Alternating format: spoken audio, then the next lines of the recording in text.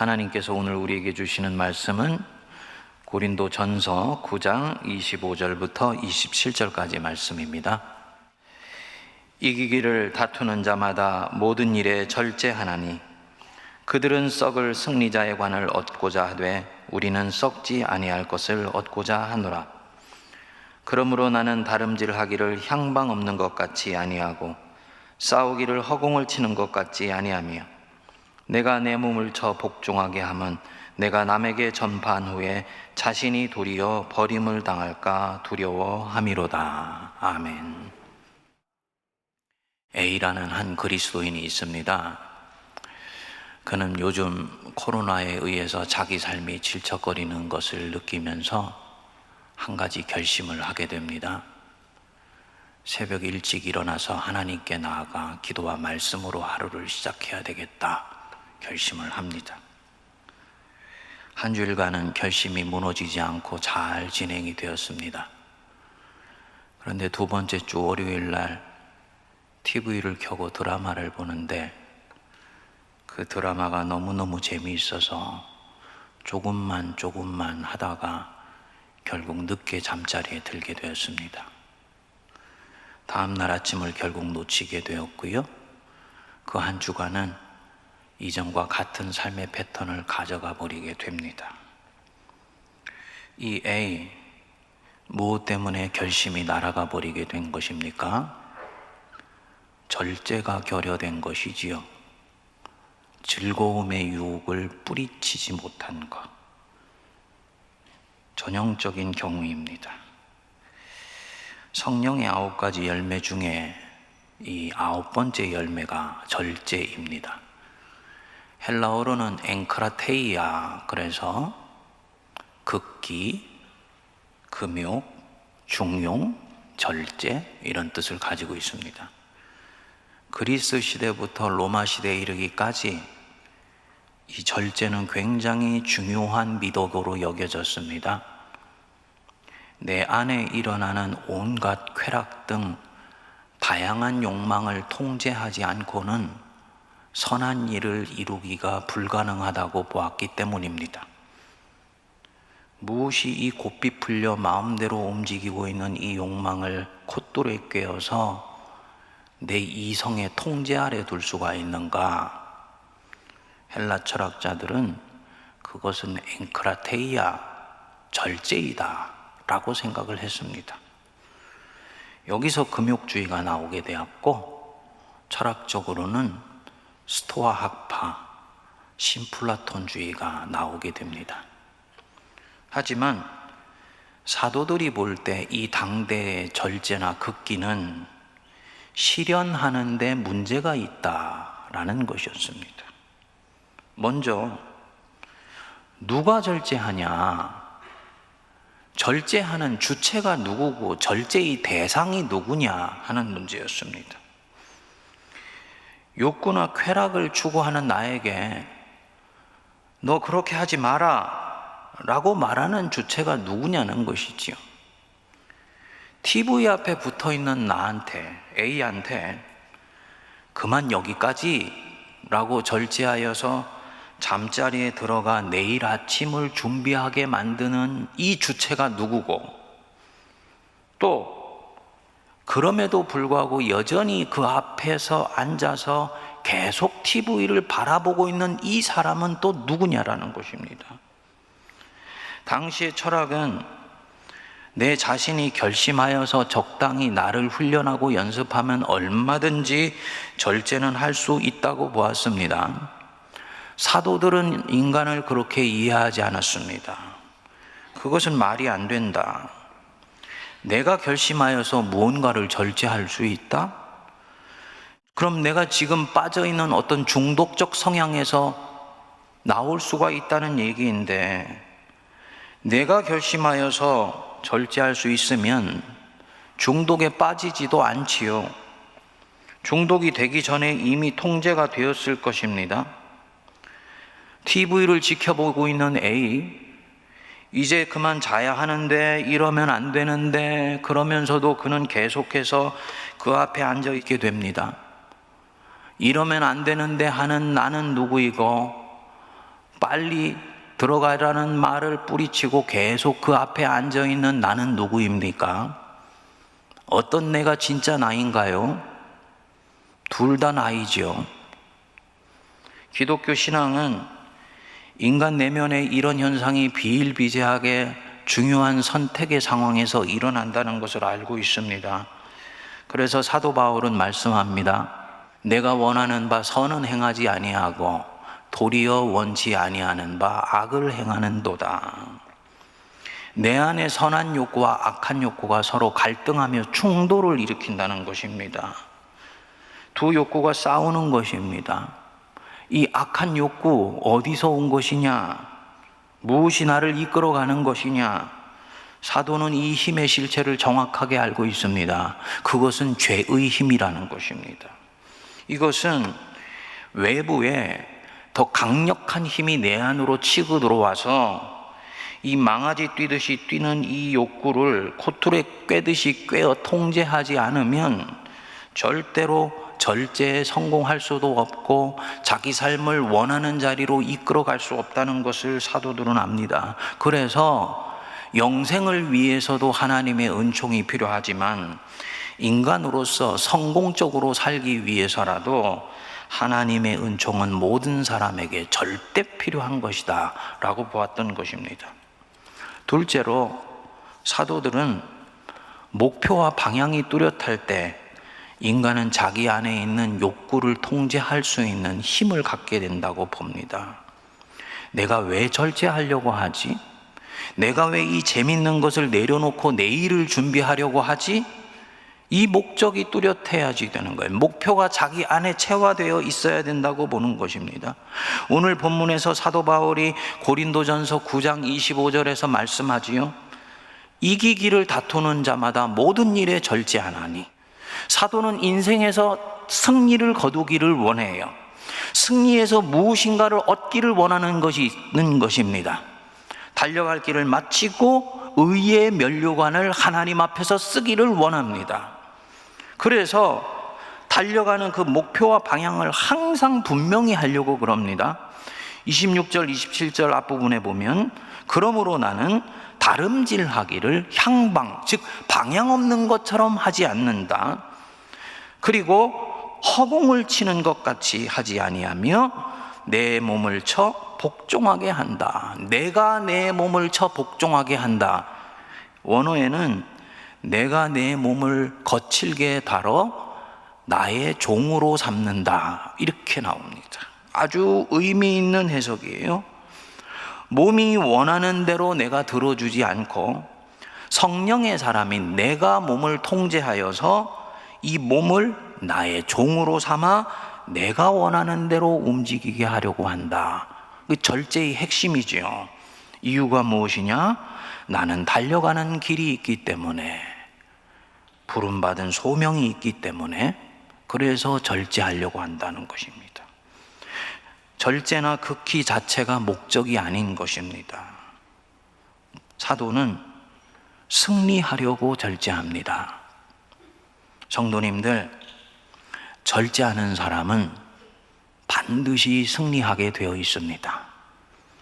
육체 욕망을 적절히 자기의 탱크 안에 넣어서 다룰 수 있는 사람은 이미 인생 승리의 결정적인 전기를 만들고 있는 것입니다. 이 절제의 열매가 제일 마지막 열매이지요. 이 말은, 이 열매는 맺히는 것이 만만치가 않다는 뜻도 있고요. 나머지 모든 열매를 가능하게 하는 실천적인 성격을 갖고 있다는 뜻입니다. 첫 번째 열매인 사랑이 모든 열매를 맺는 내적 동기라면, 마지막 열매인 이 절제는 이 열매들이 실제로 맺혀지게 해주는 삶의 방식입니다. 사랑과 희락과 화평과 오래 참음과 자비와 양선과 충성과 온유와 절제다. 이것은 순서 없이 그냥 무분별하게 나열해 놓은 것이 아니고 하나하나가 거기에 있는 의미가 있는 것인데, 나머지 8가지 열매를 잘 맺기 위해서는 너에게 중요한 삶의 방식이 있다. 절제할 줄 알아야 된다라는 것입니다. 우리는 사랑하려고 합니다.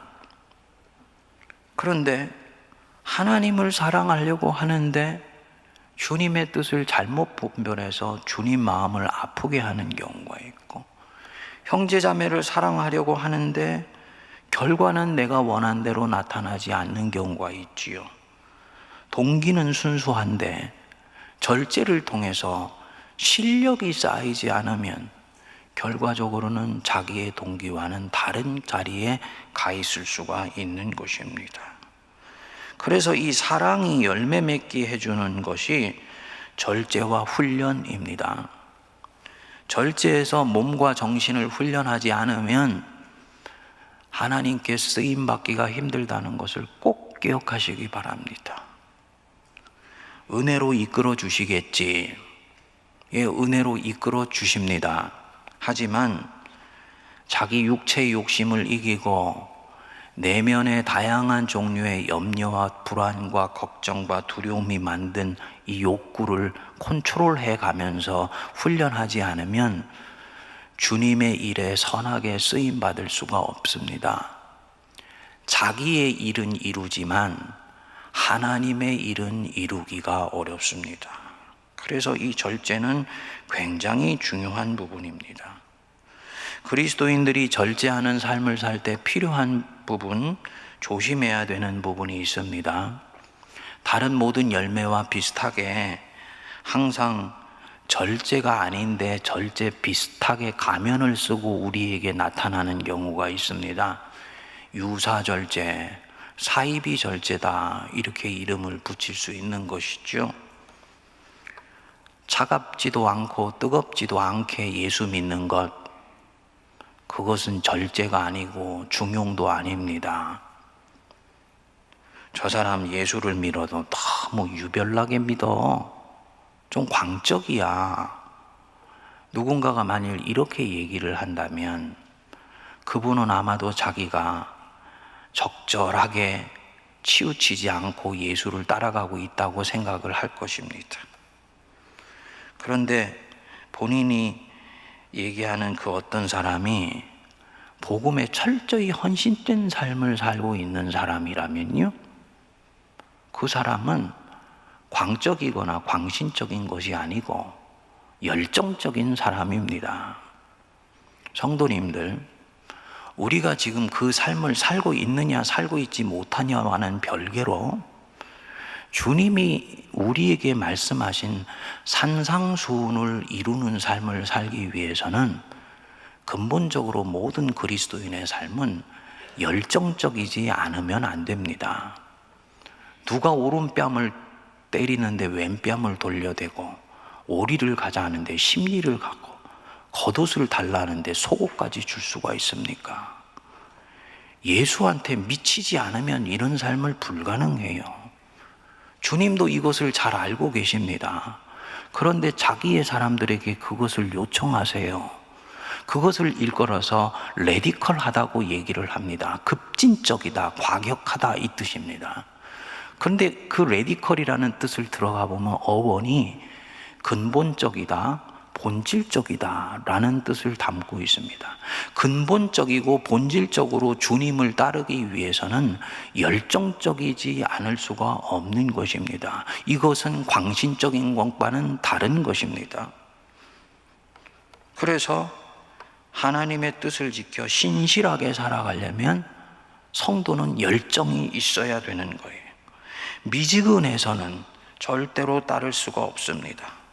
차지도 뜨겁지도 아니하니 내가 내어 치리라 하신 바로 그 신앙, 이것은 절제가 아니죠. 나의 욕망을 실현하기 위해서 절제하는 것, 기독교적인 절제가 아닙니다. 나 부자가 되고 싶어, 좋은 결심입니다. 그럼 주님이 물으실 거예요. 그러면 너 그 부자가 되어서 어떻게 내게 쓰임받기를 원하냐? 여기까지 가서 그 목적이 분명할 때 이 사람은 소명을 발견한 것이고, 바로 이 소명을 위해서 절제할 때 이것을 기독교적인 절제라고 얘기를 하는 것입니다. 비전을 이뤄서 하나님께 영광이 되기 위해서 내가 절제를 한다. 소중한 절제입니다. 다음으로 몸을 함부로 대하면서 그것을 극기한다라고 생각하거나 혹은 훈련한다라고 생각하며 절제한다고 생각하면 안 됩니다. 몸은 주님이 우리에게 주신 성령의 도구입니다. 몸을 너무 과하게 우상화해서도 안 되지만 몸을 하찮게 여기고 가볍게 여기는 것은 절대로 기독교적인 신앙이 아닙니다. 중세시대 때 사제들이 독신으로 사는데 한 번씩 이 정욕이 올라오지 않습니까? 그럼 정욕이 올라오는 그 몸을 다루기 위해서 십자가 밑에 강복이라는 것을 하고 주임 신부가 등짝을 채찍으로 내려쳤어요. 그러면 육체의 고통 때문에 마음에 일어났던 정욕이 가라앉는다고 보았던 것입니다. 이것은 주님이 몸을 다루어 가시는 이치를 모르는 소치예요. 등짝에 상처가 다 낫고 몸이 회복되면요, 이전보다도 정욕이 2배, 3배로 밀려오게 되더라는 것입니다. 소위 몸을 침으로써 극기를 이루는 것은 그것은 합당한 절제나 극기가 아니다. 그러면 어떻게 내 이 곱비 풀려 있는 욕망을 통제할 수가 있는가? 어떻게 하면 내가 해로운 행위에 대해서는 그건 아닙니다 하고 내가 멀리하고 선한 행위에 대해서는 예 라고 반응하는 삶을 살아갈 수가 있겠는가? 하나님 사랑하는 열망을 점점 키워가면 됩니다. 성도님들 중에는 아이고 목사님 겨우 그겁니까? 라고 생각하실 수도 있습니다만 가장 결정적으로 중요한 부분이고 모든 계명을 지킬 수 있는 비의가 바로 여기에 있어요. 너희가 마음을 다하고 목숨을 다하고 뜻을 다하고 힘을 다하여 주 너의 하나님을 사랑하고 네 이웃을 네 몸과 같이 사랑해라. 이것이 율법과 선지자의 대강령이니라. 주님이 말씀하셨는데 이 황금 계명은 다른 계명 제일 위에 있는 것뿐만 아니고 모든 계명을 지킬 수 있게 하는 밑받침이 되는 계명입니다. 사랑하면, 특히 하나님을 사랑하면 하나님을 쫓아가는 삶을 살아갈 수가 있게 되기 때문입니다. 성도님들이 내 자신 안에 일어나는 내면의 현상을 한번 찬찬히 들여다보시지요. 내가 원하는 바 선은 행하지 아니하고 도리어 원치 아니하는 바 악을 행한다. 모순이죠? 원치 아니하는데 왜 행합니까? 그때 원치 아니하는 것은 내 안에 누구고 행하는 나는 또 누구입니까? 아까 TV 볼 때 나타나는 내 현상과 똑같은 것입니다. 왜 악을 행하는가요?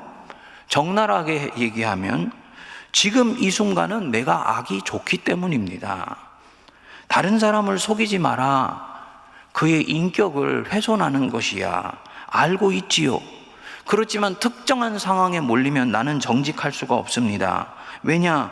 정직하면 불이익을 당할 것이 불보듯 뻔하기 때문입니다. 그래서 거짓말을 해서라도 속여야 내가 안전할 수가 있는 거예요.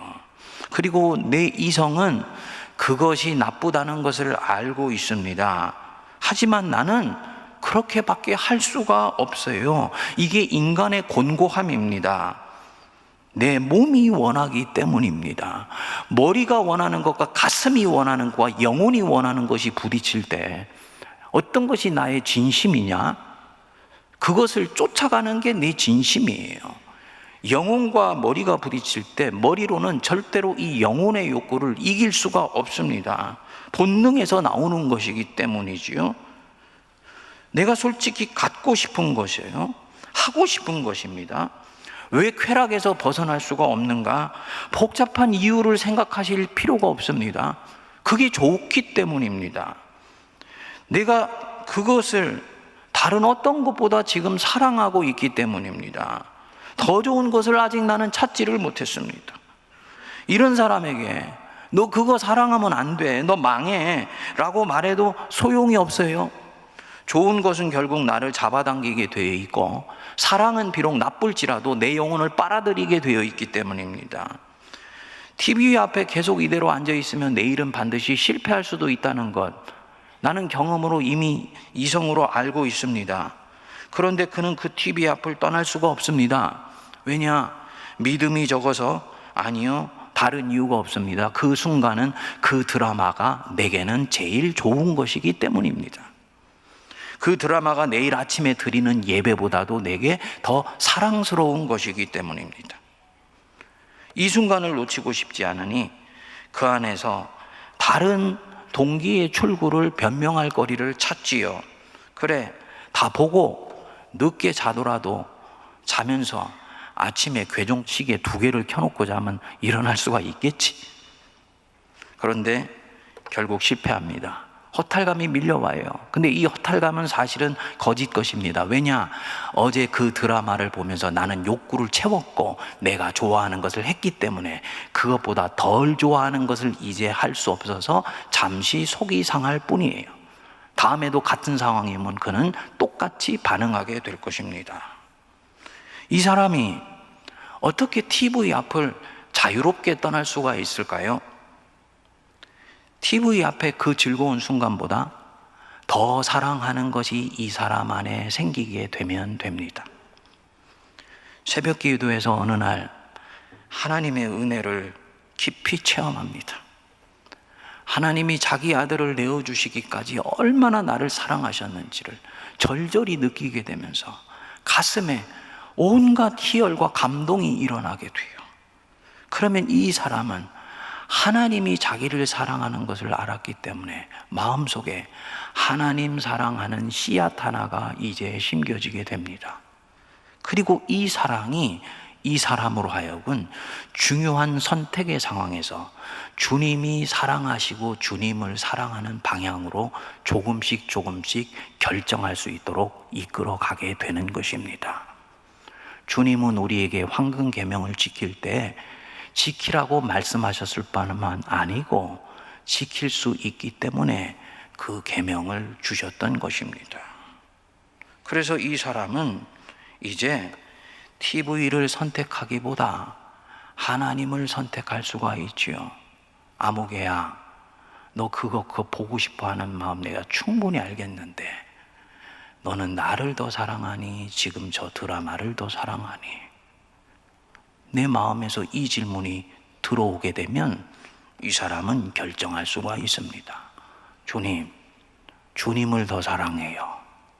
그는 하나님을 선택하기 위해서 TV를 끌 수 있는 거예요. 내적인 힘이 생긴 것입니다. 한 번씩 유혹이 찾아와서 주저앉기도 하겠지만 이전과는 다른 사람이 되어 있는 것입니다. 이 사람 안에 지금 무슨 일이 일어난 것입니까?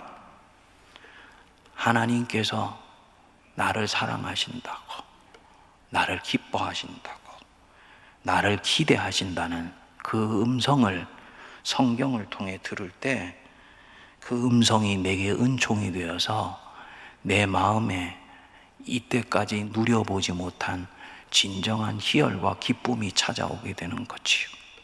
그리고 그 기쁨은 다른 어떤 것보다도 소중한 것이기 때문에 덜 기뻐하는 것을 놓아보낼 수가 있게 만들어 줍니다. 가장 소중하기 때문에 그것을 선택하는 것입니다. 사람의 동기를 바꾸는 것 명령이 아닙니다. 계명은 우리에게 하라고 말은 하지만 그것을 할 수 있는 힘은 주지를 못합니다.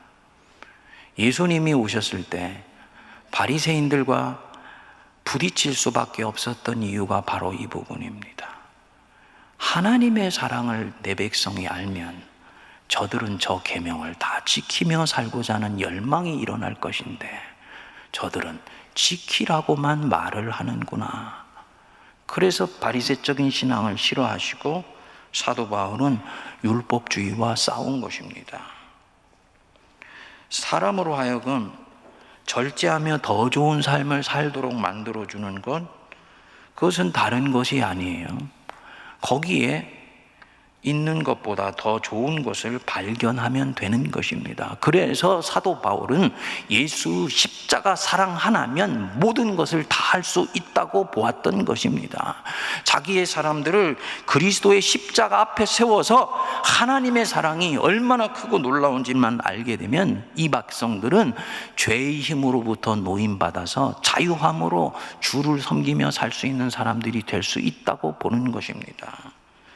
예수님 안에서 자기가 가장 사랑하고 좋아하는 것이 다 들어있기 때문에 자기 안에 모든 것들을 배설물로 여긴 거예요. 이 사도 바울은 자기 내면 속에서 이미 임상실험을 끝낸 것을 다른 사람에게 전하고 있는 것입니다.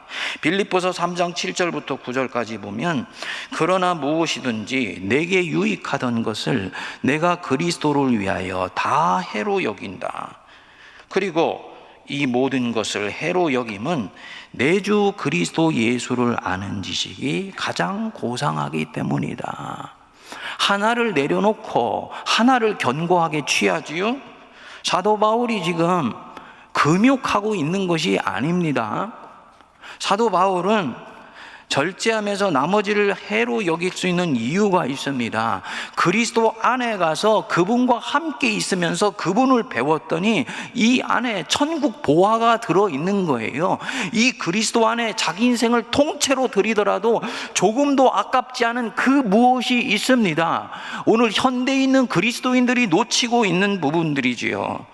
그래서 이분이 하는 얘기가 우리한테는 미스테리로 다가오는 것입니다. 모든 것을 해로 여김은 내 주 그리스도 예수를 아는 지식이 가장 고상하기 때문이다. 가장 좋은 것이기 때문이다. 그리스도 안에서 사도 바울은 지금 우리가 느끼거나 알고 있지 못한 그 무엇을 보고 있는 거예요. 그렇기 때문에 내가 그를 위하여 모든 것을 잃어버리고 기꺼이 배설물로 여길 수 있다. 자기의 배경이 어떠하고 자기가 어떤 출신이고 어떤 직분을 지금 가지고 있고 아무것도 중요하지 않다. 그리스도를 얻고 그 안에서 내가 발견되면 그것으로 충분하고 기쁘고 감사한 것입니다. 묵상하다 보니까요, 이 뭔가를 나도 배워야 되고 깨달아야 되는데, 성도님들 들으시면서 목사님이 지금 무슨 말씀 하시는가 멍멍하시지요? 근데 바로 이것을 일컬어서 미스테리, 신비라고 얘기를 하는 거예요. 기꺼이 모든 것을 절제할 수 있는 하나님이 주시는 더 온전한 기쁨이 예수님과 교제하는 가운데 실제로 있다는 것입니다. 이것이 사도 바울로 하여금 아주 근본적으로 주를 쫓아가는 삶을 가능케 하고, 당연히 절제는 쉬운 것이 이제는 되는 것이죠. 성도님들, 지금은 정말 절제가 필요한 시절입니다. 코로나가 모든 일상을 뒤흔들어 놓고 있습니다. 많은 사람들의 삶의 중심이 흔들려요. 목사님, 코로나 속에서 목표가 흐릿해지는 것 같아요. 표대가 애매해졌습니다. 이렇게 되면 모든 것들 대충 살고 싶은 마음이 들죠. 인간적으로는 이해가 되지요. 지금은 살아남기도 급급하니까, 교회로서도 살아남기가 급급한 거예요. 표대를 이룬 것입니다. 이것이 성도들 속에 들어가면 대면 예배에 나올 수 있는 상황인데도 좀 편하게 집에서 예배 드리고 싶다 하는 마음이 일어나게 됩니다. 근데 이분이 계속 그런 삶 속에 있게 되면 이 코로나가 끝났을 때 그 사람은 많은 것들을 잃어버리게 될 것입니다. 작은 역경에 마음이 뺏겨서 육체의 욕구에 자신을 내어 맡겼기 때문에 성공을 하거나 인생이 비약할 수 있는 결정적인 계기가 왔을 때 아무 힘을 발휘하지를 못합니다. 반대의 경우들이 바로 이 요셉의 경우지요. 그는 형들에게 배반당해서 애굽으로 팔려갔습니다. 하지만 자기 삶을 분쇄시켜버리려는 그 운명의 중력에 저항하면서 자기 삶을 견고하게 세워갑니다. 그런데 결국은 그렇게 삶을 세웠다 싶었는데 또 시련이 닥쳐왔지요. 보디발의 아내의 유혹을 뿌리친 것 때문에 오히려 누명을 쓰고 억울하게 감옥에 갇히게 됩니다. 성경은 담백하게 이 요셉에게 일어난 상황을 말씀합니다. 요셉이 옥에 갇혔으나 여호와께서 요셉과 함께 하시고 그에게 인자를 더하셨다. 엄청난 시련을 당해서 지금 자기 의사와는 전혀 상관없이 감옥 속에 내던져져 있는 사람에게 하나님이 여전히 손길을 뻗으시니 요셉은 아무 일도 일어나지 않은 사람처럼 그 손길을 붙들고 자기 인생을 다시 세운 것입니다. 아마도 이 감옥에 있는 죄수들은 달랐을 거예요. 이 죄수들은 졸리면 자고, 일어나고 싶으면 일어나고, 먹어야 되면 밥 달라고 하고, 그야말로 짐승과 별반 다를 바 없는 삶을 살았을 것입니다. 죄수는 다 그렇게 사는 것이기 때문입니다. 내일이 없는 사람들이기 때문에. 그런데 아마도 요셉은 달랐을 것입니다. 시계는 없지만 감옥에 비쳐 들어오는 햇살의 각도를 보면서 시간을 나름대로 정하고, 그래서 정해진 시간에 잠자리에 들고 정해진 시간에 아침에 일어나서 기도하고, 그리고 하루를 하나님과 함께 있으며 낮에는 죄수들의 낯빛을 살피면서 살아간 것입니다. 마치 내일이면 추록할 사람처럼 살았을 것입니다. 그러는 가운데서 우연히 술 맡은 관원장의 꿈을 해석해 주게 되었죠. 그리고 이것이 요셉의 인생을 결정적으로 바꿔놓게 된 것입니다. 만일 요셉이 우리처럼 삶이 이렇게 꼬여버렸으니까 대강 지금 살자 하는 마음으로 살았다면 요셉이 가졌던 총기는 사라져버리고 하늘의 지혜는 점점 무뎌져 둔해졌을 것입니다. 그때 자기에게 꿈 얘기를 누군가 해주나 그는 그 꿈의 의미를 해석할 총기가 이미 없습니다. 요셉은 달랐지요.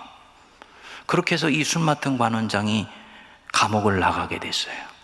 내가 나가면 네 억울한 사정 꼭 사람들에게 얘기해서 풀어줄게. 2년이 지났는데도 아무 소식이 없습니다. 얼마나 요셉이 낙심했을까요?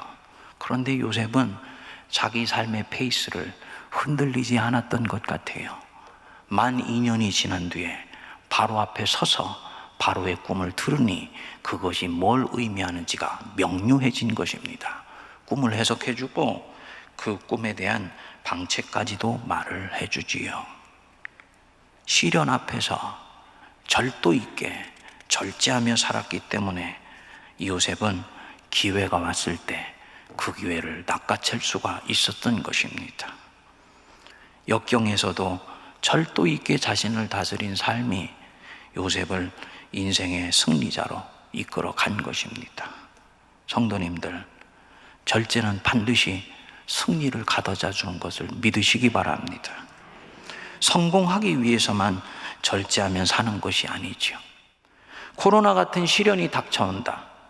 삶이 흩어져 버리는 역경이 온다. 길을 가고 있었는데 어느 날 갑자기 그 길이 싱크홀처럼 밑으로 빠져버려서 어디로 가야 될지 모르겠다.